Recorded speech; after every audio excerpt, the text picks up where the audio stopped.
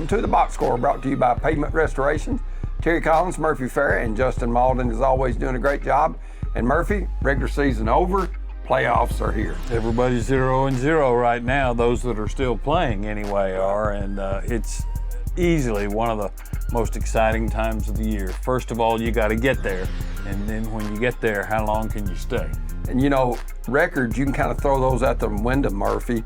You never know, because you see every year some number 1 seeds to fall, number 4 seeds from a corresponding region, knocks them out. This year, with all 4 regions involved in your little pod, it's not like you're going to see the same team from your region or corresponding region, like Region 3 and Region 4, playing each other till you get to the semifinals. That's changed. It'll be interesting who's going to knock Dobbins-Bennett out this year. Right. You know, there's been 4 or 5 times in the last 10 or 15 years that they've gone in number 1 at 10-0 and lose in the first round to somebody from Knoxville. So it's and it's going to happen again this year. When we get to my picks, I've listed 9 games that I think the lower seed is probably going to win the ball game. Right. So let's go ahead and look at the Owls and the Tigers. They met in Gordonsville last Thursday night, not Friday night. Gordonsville finishes the season 10-0, first time I think since 1986. A dominating performance for them. Murphy, they had right at 34 minutes of time of possession in the ball game compared to the Owls 14. And when you look at 66 total snaps on the offense for Gordonsville compared to 29 for the Owls, that was a big thing. And their running game and playing keep away was big for the Tigers. Actually, the score was a little closer than what I expected it might be, because Gordonsville has put an awful lot of points on the scoreboard this year, and kudos to Smith County for playing as well as they did. I think it's been a tough year for the Black and Gold, but they're in the postseason, and anything can happen once we start in November. 289 total yards for Gordonsville and only 94 for the Owls, which was a big part of that ball game. Both teams played extremely hard. Let's go ahead and look at some individual numbers. First for Gordonsville, Turner Booker, 16 rushes, 122 yards and a score. Lee Skurlock, he was just a battering ram, 14 carries, 62 yards and a couple of scores. And then Caden Mason for the Owls, 7 rushes, 41 yards, and the Owls' only touchdown, which came in the fourth quarter. But it was the 3rd down and 4th down conversions, which were key for Gordonsville. Of course, we didn't have that stat up there, but they were 8 for 13 on 3rd down. Wow. And 4 for 5 on 4th down, including a fake punt, which I think they wound up scoring on. So Coach Stephen Jackson's team was huge on 3rd and 4th down conversions. Well, when you look at time of possession, that was so one-sided. It's pretty obvious that they were in 4-down territory all night long and made the most of it. Did not punt a single time. Let's go ahead and look at Forest and Watertown. Forest, the Rockets get the win over Watertown 35-28. Quinch Mitchell for Forest High School, a huge night, 36 rushes, 243 yards, and 3 touchdowns. And Murphy, he had to be one sore young man come Saturday morning. Yeah, without a doubt. Forest has been a tough one to pick this year, but we'll find out how good they are. They open up, let's see, with Chattanooga Prep, which is a very, very quick team. Right. And if they do get lucky enough to get past that, they got to go against number 10-0 Gatlinburg-Pittman. So they've got a tough row in the first couple of rounds for sure. For the Rockets, Micah Morgan, 16 carries, 135 yards. So when you look, Murphy, Watertown could not slow down Forest's rushing attack, because that's 278 yards just with those 2 ball carriers, which is a lot of ground. And Garrett Davis, 13 of 19, 180 yards, 3 touchdowns, 16 rushes for 70 yards and the 4th score. And then Jesse Bratcher, 7 receptions for 70 yards and a score. But unable to stop the rush, which hurt them in their Game 1 loss to Smith County, proved to be the difference in this ball game that was at Forest. And the Purple Tigers have got their work cut out for them too. They've got to go to Tyner Academy, a very, very traditional, rich team, and if they're lucky enough to get past that one, they're probably going to have to face Unicoi County. And we know about Unicoi County, Yes, even we it do. was 50 years ago. It's 1985. Yeah. Looking at Cannon County, a big win for them, 39-0 over Charleston County. They wrap up the number 2 seed in Region 4-2A. Eli Garrett, another phenomenal night, 13 of 20, 268 yards, 3 touchdowns and an interception. Jaden Shannon, 12 carries, 105 yards and 3 scores. And then Andrew Alexander, 4 receptions, 95 yards and 2 scores. You know, the one thing that impresses me the most about Cannon County this year is the fact that when we go through these scoreboards and stats, it's a different group of kids almost every week. Right. They've got so much depth at the skill positions, and I really like the draw that they got in the brackets. They've got a chance to win maybe 3 games in the postseason. Wouldn't that be something? That would be big. Let's go ahead and look at Livingston and DeKalb. Steve Trapp, we'll have him on a little bit later. He announced his retirement after 21 years as the head coach for DeKalb County. They get a big 33-14 win over Livingston. Always been a huge rivalry. John Hendricks, 6 for 16, 104 passing yards, a touchdown, but then 21 rushes for 81 yards. Cecil Ketchum, 8 carries for 98 yards and a score. And then Ryan Lyons, 70-yard kickoff return for a touchdown. And he also had 2 receptions for 41 yards and a score. For Livingston, Adrian Jenkins had a passing touchdown, and Andrew Gooseby had a running touchdown. But Livingston's kind of hit the skids after, a 5-0 start where they kind of got started. And, of course, Caleb Qualls is the first-year head coach. I know Steve Trapp probably wouldn't want to be called Gipper, but I think the kids really responded to win one for him as he closed out his coaching career. Let's go ahead and look at the Class 2A bracket. Of course, some of these games are being moved, and I'll go ahead and let you know that. Some are being moved, even as we speak, from Friday to Thursday. So just because you see it up there, it's Friday at 7 p.m., check with your local school because that could change, Murphy, and we've seen some.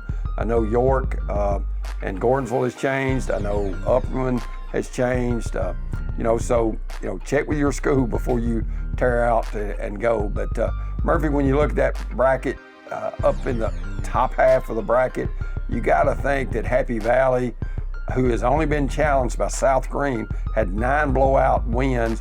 Of course, you got Marion County, the defending state champion, you're looking at, Murphy, but still, I don't know that Marion is as loaded as they were last year. No, they were very senior heavy last year, and that was part of the reason for their great success last year. But the one thing that kind of makes me think along the same route is Grundy County. They're 7-3, and those 7 wins are against teams that won 3 or fewer games all season long. So look at, Gordonsville, you look at Happy Valley, I think it's 2 teams to look at in that top half of the bracket. Let's go ahead and look at the Class 3A bracket. When you look at that, Murphy, we're not going to go over every game, but there should be some very interesting first-round games that I think will be extremely close. A whole lot of people are really excited about 3A this year because Alcoa's not in it anymore. That's true. And they have 10 straight state championships. Right. Let's go ahead and look at the 4A bracket. When you look at that, Murphy, of course, Alcoa now a member of 4A, and it's hard not to think that they're going to run the gauntlet and get through. Of course, you got Upman right there who is going to be waiting in round 2. And Upman, of course, would have them in Baxter. But that's a matchup that you used to not see till the semifinals. The most interesting thing about the 4A bracket is the fact that there's not a single team in there that went 10-0. Right. And we'll have an interview with Steve Trapp, the head coach for DeKalb County, when we return to the box score, brought to you by Pavement Restorations.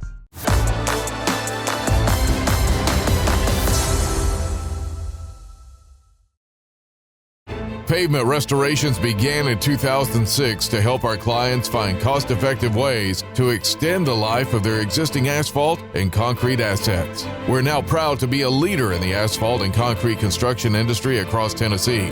PRI offers asphalt paving and production, on-site concrete mixtures, asphalt and concrete repairs, preservation, and cold asphalt mixtures.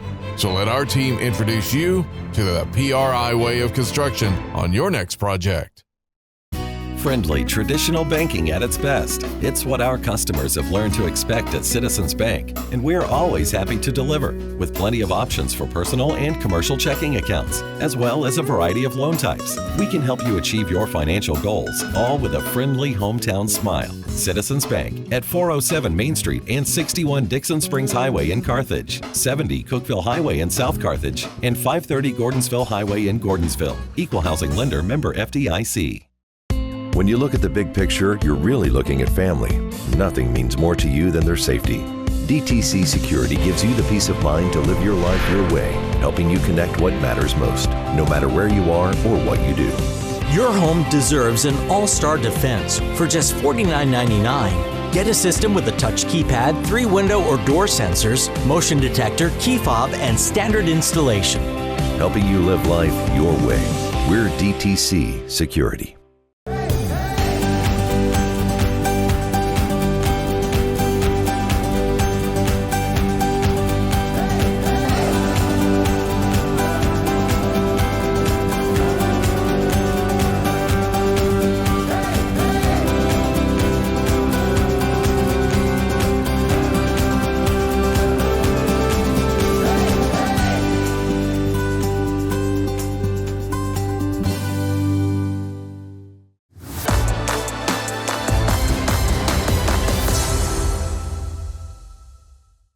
And welcome into the box score. Terry Collins along with Murphy Fair, and always Justin Malden doing a great job for us. And a sad day for us, Murphy, in that Steve Trapp is no longer the coach at DeKalb County High School. After 21 seasons, he's always been one of our favorites and will continue to be. And I think, when I talked to Steve at length, after I heard about Friday night's decision, as did you, he's just one of the good guys that we enjoy interviewing. You're supposed to jump in now, Steve, and say thank you very much. Well, fellas, I appreciate that. I mean, I've always, when I got this job, I always said, part of, building and sustaining a high school football program is, having the media on your side. So, because what you guys do for high school players, and Murphy, you're called the guru for a reason, and how you used to do it in the book, and all the games you've seen and all the people you've met. I mean, it's an important element, to promote these programs, to promote these kids, and so I'm grateful that you guys see me in the light that you see me, because it means a whole lot coming from you guys, because like I said, you've been around a lot of coaches and players and seen games, and the things that you have said to me personally, about the way, DeKalb County football has been, since I've been here, is it warms my heart, and I'm grateful. Hey, I've got one major question for you. Every time I see that picture that comes up on the screen during this interview, are you going to keep working out in the weight room like you have been all these years? Well, yes. I mean, I've made the comment, already to people around here. I said, I do believe that I've earned the right to be in that building when I need to. And, I'm out here at sunup every morning. I've been here, even this week, I've been out here at daylight.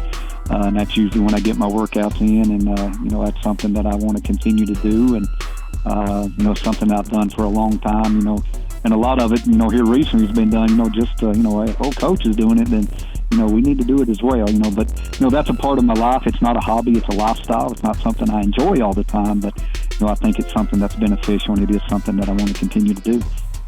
Coach Trapp, how satisfied was it for you, for your team, to play one of their better games of the year? I know you played well against Friendship, but to play that against Livingston, a big rival, in your final game, and to get the win, how big was that?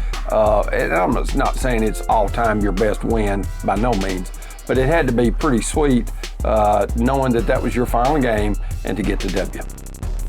Well, I mean, under the circumstances for me personally, it was huge. It's a moment, and it was not my intention to, break that or put that out there, or even tell the team, prior to the game, because it was senior night, and it's about those guys, and it still was about those guys. But, with my pregame speech after our pregame meal, the way it was going and the way it was weighing on me, it come out, and I'm glad that it did now, and I even told the guys multiple times, even after it come out, because, a bunch of them come up and embraced me and spoke, well, this one's for you, Coach, this one's for you. And, my first thought is, well, why hadn't all of them been? But no, that, my first thing to them was, no, it's not about me. It's never been about me. And if you will simply play for each other and play for these seniors that's never going to play again, in the end, you will ultimately take care of me. And, and I relayed that to them multiple times after that. But, it wasn't my intentional, my original plan. I knew this, probably 5-6 weeks ago that this was coming. And, I told my coaches and my wife and just a few people, but, I was going to wait, but I'm glad that it did come out. And, if they did have a little extra, motivation, so be it. I don't want to take that away from them. Y'all have interviewed me a lot, and I've always said, ultimately their motivation should be the opportunity to play and impact people with the sport of football. But, if they ever garner any extra motivation that makes them play better or more focused, so be it. But it was, we've played good football this year. We've just not been consistent at it, for 4 quarters. We're in games with Sparta. We're in games with Stone Memorial, and then we just kindly lose it. So it was a tight ball game there with them, and then we just kept plugging away, and it turned out in our favor. But for those, and I've been telling them all week that this is going to be the last game for a lot of people. We've got seniors. We've got their parents who may not ever come to a game. They might only be coming because their kids are playing, grandparents, family members. And, so let's just make sure that we take care of all those people, leading up to, I understood that it was going to be mine as well. But to win, and you don't get an opportunity to win your last game very often, unless you are playing in the state championship and you win it. So if you go to the playoffs, a lot of times you end your season on the loss. So to be able to have that opportunity and those guys that won't play again and their family members to walk away from this football field one more time as a winner, that was a good moment. Steve, I think all too often fans look at a coach's record and use that to determine how good a coach they were. But from my point of view, it has nothing to do with how many games you won, how many games you lost. It's how many kids did you win and how many kids did you lose.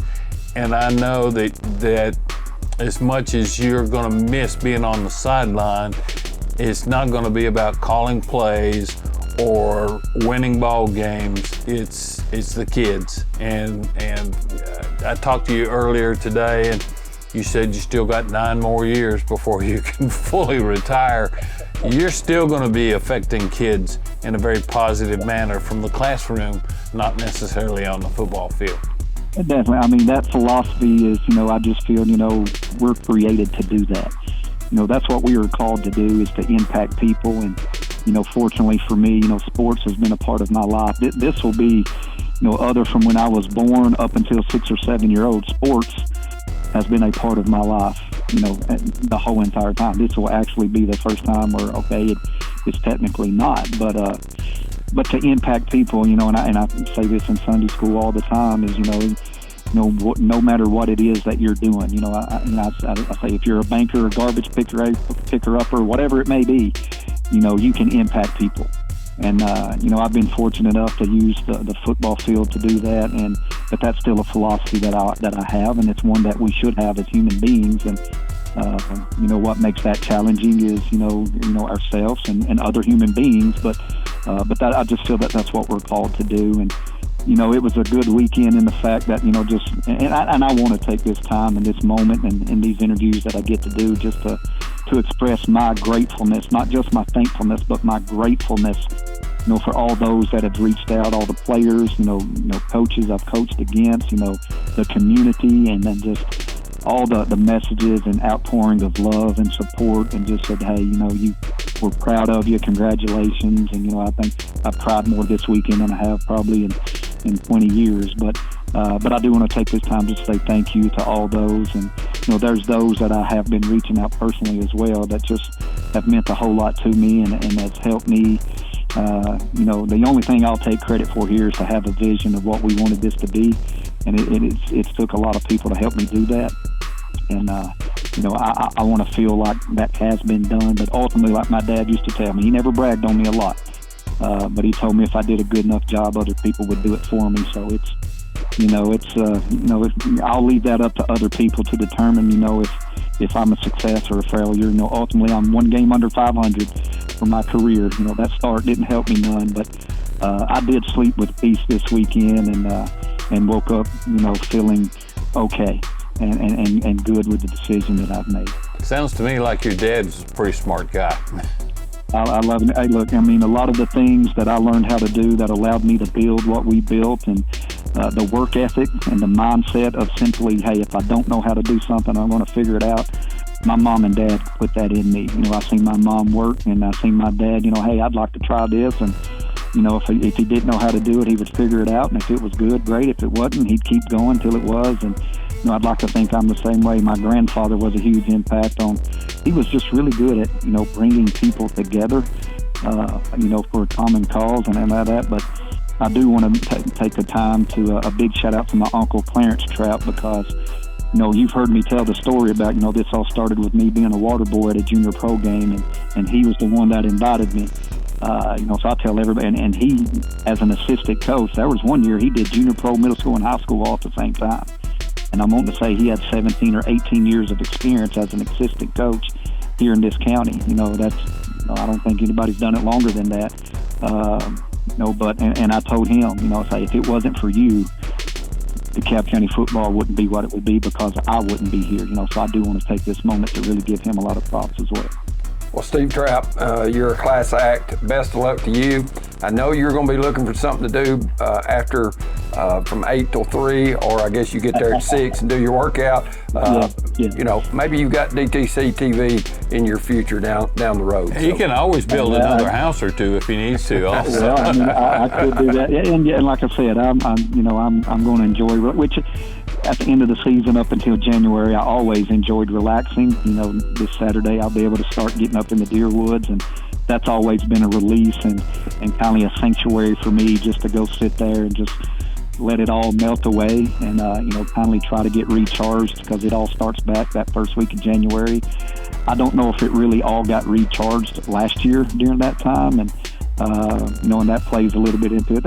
There's a lot of things that plays into this decision, and at the end of the day, the couple of comments I've made is, I'm tired, and I could finish that statement in a lot of different ways, and and the promises that I made when they gave me the job, there was two, and that was to work extremely hard to make DeKalb County football something that this town and community could be proud of, and that I would coach here or I would coach nowhere. I think I fulfilled those promises, and again, I'm just grateful for the opportunity to have the impact that I've had. I'm grateful for all those that have lent a hand, that's got their hands dirty with me on all the construction and building that we've done, and I couldn't have done it without this community and the people that's helped me, and then all the players. Just a lot of them has reached out, and that 20-year night was just, that was extremely, extremely special to me, and to be able to see those guys. And they always said you really don't know the impact you made until years down the road, but I've seen that here in the last few weeks, and it's really warmed my heart, and I'm grateful. Coach Trapp, best of luck, and appreciate you visiting with us here on the Box Score. I appreciate it, fellas. Thank you. See you, Steve. And we've been talking to head coach Steve Trapp, who resigned after his final game last Friday night, a win over Livingston. We will take a break, and we'll have an interview with Kyle Shoulders from Macon County. As we remind you, you're watching Box Score, brought to you by Pavement Restorations.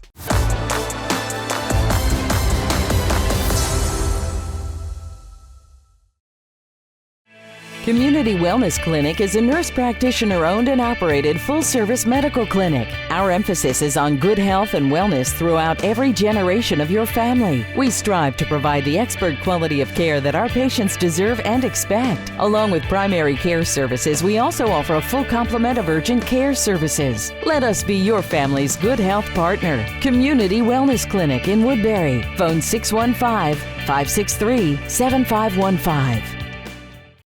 Friendly, traditional banking at its best. It's what our customers have learned to expect at Citizens Bank, and we're always happy to deliver, with plenty of options for personal and commercial checking accounts, as well as a variety of loan types. We can help you achieve your financial goals, all with a friendly hometown smile. Citizens Bank at 407 Main Street and 61 Dixon Springs Highway in Carthage, 70 Cookeville Highway in South Carthage, and 530 Gordonsville Highway in Gordonsville. Equal housing lender, member FDIC.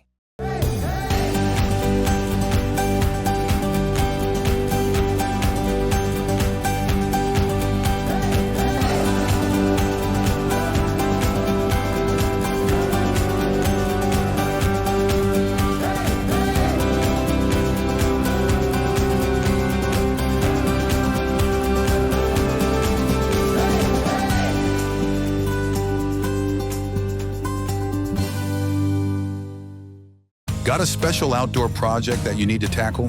BDGR Excavating is the one to call. Custom land clearing, mulching, excavation, and more. They can help get the job done, even when others have failed.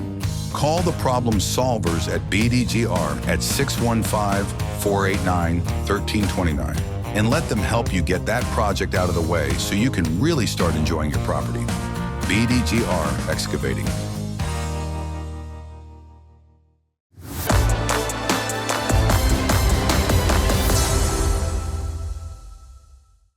Here with Macon County head football coach Kyle Shoulders. And Kyle, you've felt that X on your back all year, being the defending state champion. And I know you're coming out 7-3, but you know, and they're playing a team at 6-4. But Kyle, really, everybody's 0-0. You're right, and that's kind of been our message since that last second ticked off there at Upperman. That, you know, now we're entering a new season. We have played the first 10 games with a lot of youth and inexperienced guys on the field, and hopefully through that process we've been able to grow and mature and get more weathered in a sense, and hopefully it'll pay dividends come this second season of us. Kyle, you've got 10 games behind you, and there's always a bunch of nagging injuries. Almost every team that I could call would say, yeah, we've got 1, 2, 3 kids out that are really struggling right now. What about you? How healthy are the Macon County Tigers right now? Well, you must be a fly on the wall, Murph, because I tell you, we have had more injuries, just the number of those this year than maybe any season that I've ever been a part of, you know. And I think you go back and you look at last year, what we were able to achieve, and you just think about how fortunate and how much luck really goes into something like that with keeping your guys healthy for 15 weeks. And this year it's been a battle right now. Friday night we plan to line up offensively with 2 offensive linemen remaining from our starting offensive line that we started the season with, and one of those two has been moved to a different position on the offensive line. So it has been a fight, a battle for us to try to overcome some of those things, but I think that has developed a lot of character within our team too, because they've had to fight through that adversity, and it has caused some obstacles to try to overcome, but our guys have continued to compete and just do whatever we've asked of them, whether it's move to a new position or whatnot. And really and truthfully, in the grand scheme of things, it's been pretty special to watch them take some ownership of some of those things. Coach, when you look at your region, you've got Upperman, you've got Stone, you've got White County, you've got some awfully good teams in that region, and I know it was kind of a gauntlet last year, but with the new format this year, looks like you could get, if you can get by the first 2 rounds, a team that really struggles in the playoffs in Alcoa, but then you're looking at maybe Elizabethton after that.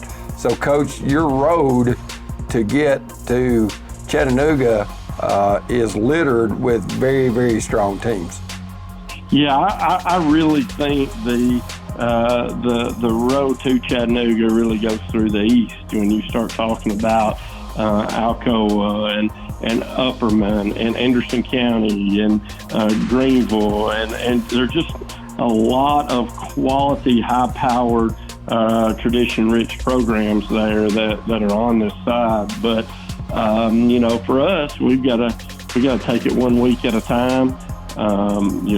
Red Bank is a very tradition-rich program as well. There have been phenomenal talent that has come through there each and every year, and they've had a lot of success themselves over the years. So, I feel like, if we're playing our A game, we can line up and compete with the best of them. However, probably our B or C game probably isn't good enough to beat any of them. So, for that being the sake, we're going to have to just make sure that we take care of some things that we can control with penalties and turnovers, in which has plagued us a little bit this year. Kyle, what has Red Bank run this year offensively that has put them in the position that they're in now? Have you seen enough huddle footage that you feel like you know that team pretty well? Yeah, we do. Really and truthfully, we alluded to it a little earlier ago about the number of times that Macon and Red Bank have faced each other in the playoffs. We kind of feel like it's our home away from home, but Red Bank hasn't changed. They're running the same things offensively. They're going to stay in the gun and spread you out majority of the night. They're going to be in 3x1, 2x2. They like to throw the deep ball. They like to throw the short intermediate throw to let them catch it in space and make something happen. And then they mix in some zone scheme along with some gap scheme run stuff that makes it challenging to defend both, much less when you start running those things with the caliber of athlete that they've got across the field. So,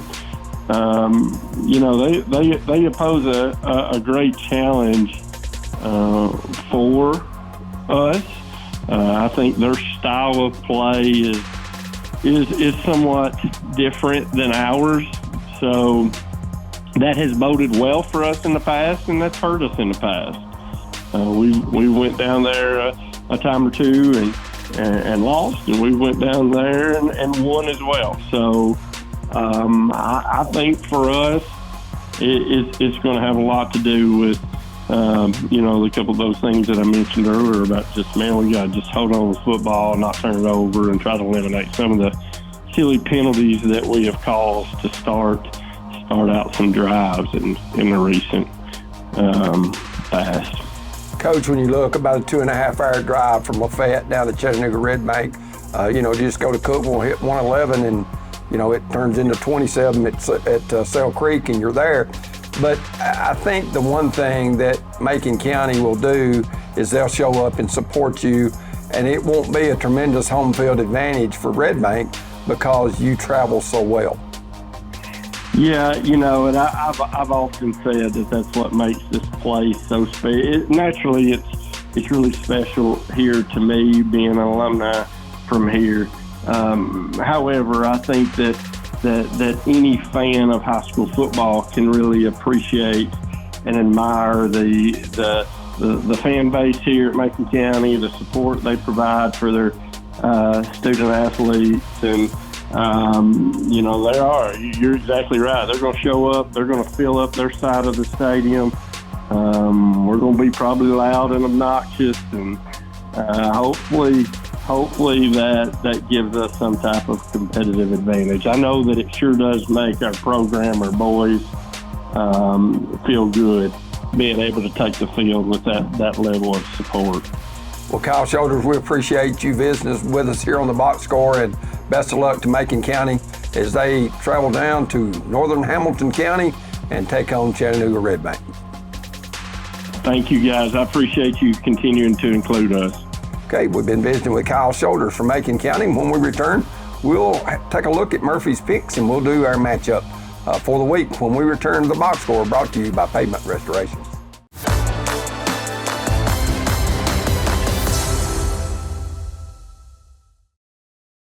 Got a special outdoor project that you need to tackle?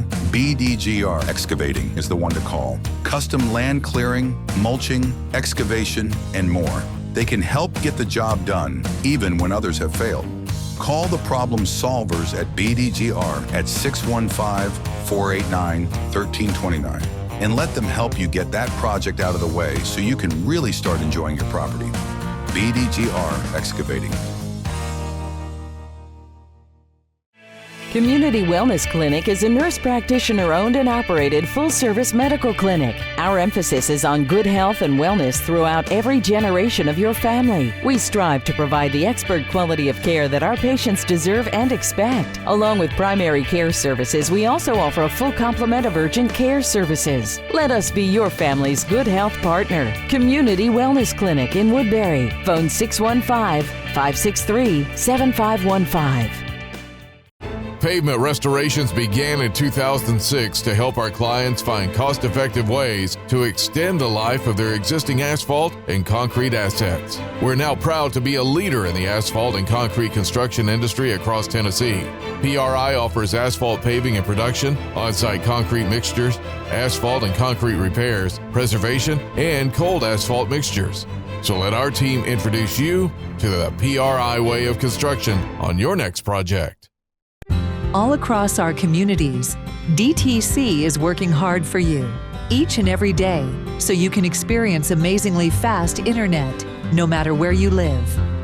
It's time to bench your bad internet and bring in the real MVP, Gig Speed from DTC. For a limited time, new customers get half off gig internet for 2026. Call, stop by, or visit us online to sign up. DTC, making a difference where it matters most.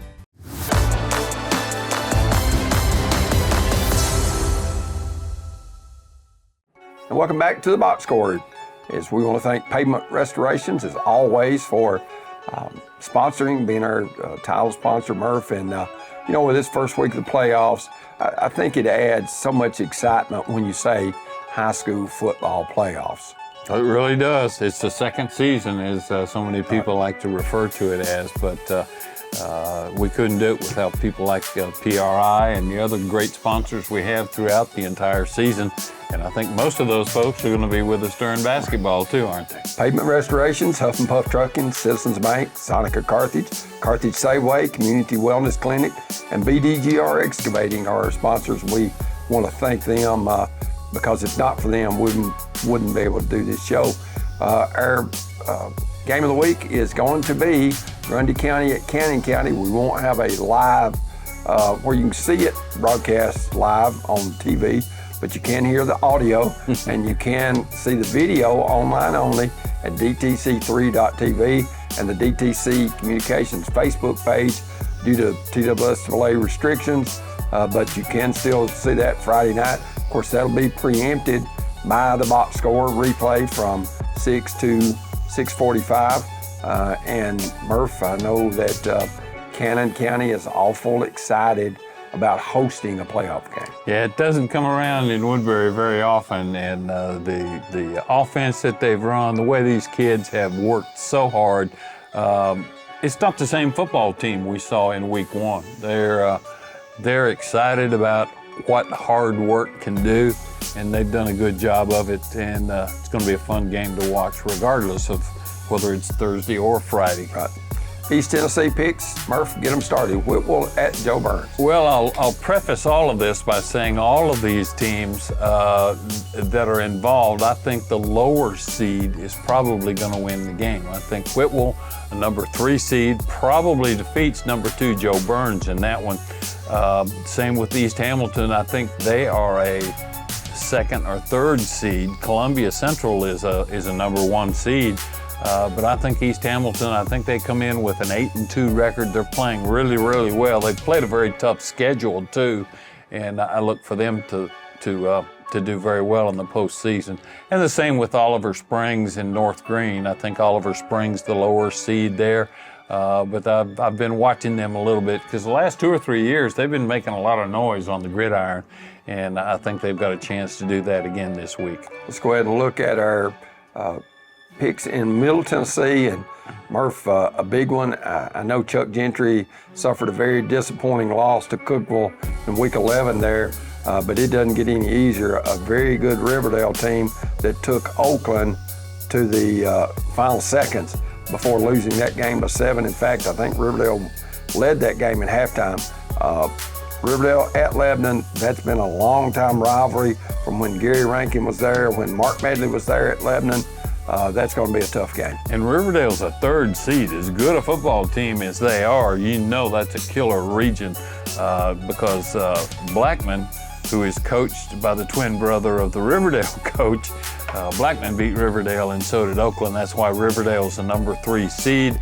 And I think I don't think they're going to be real nice when they move into Lebanon this week. I'm picking Riverdale to win that one. Same in the other one. Station Camp got a high seed, but that region is not real strong. I think Centennial, a number 3 seed, beats a number 2 there. And the same with White County over Hickson. White County is a very dangerous football team. I don't know why they wound up. I think they had a 3-way tie for first place right at the end, and the numbers just didn't do them justice. But I think White County probably beats Hickson. I don't think Hickson's that good a football team. Let's go ahead and look at your West Tennessee picks. Of course, not up there is Adamsville heading to East Nashville. And Murphy doesn't have to drive as far to see his grandson play, but still you got Crockett County at Kirby. Crockett County, a number 3 seed too. I think they beat Kirby. Kirby, a team that traditionally has been pretty strong for the first couple of rounds, but I just don't see them getting past Crockett County. Crockett's got a very good ground attack, and I look for them to be playing next week as well. Same thing for Dyersburg. Bolton, a number 2 seed, but that's kind of a weak region, if you will, that Memphis region in 4A football. And so I think Dyersburg does very well in that regard. And then finally, Peabody at Mitchell, 2 really good football teams. Peabody, as good as they are, they got smacked hard 2 weeks ago by Huntington, but I think that's helped them refocus. I know they've got a new coach there, and I think Peabody will probably do well and knock off Mitchell, a team that traditionally plays 2 or 3 rounds every November. When you look at the next one, 4 of the 5 teams that we cover are involved in the playoffs. I guess DeKalb County, the only team not to make it, but you're starting with a 1-9 York team that's heading to Gordonsville on Thursday night, Murph. And York's not a normal 1-9 team.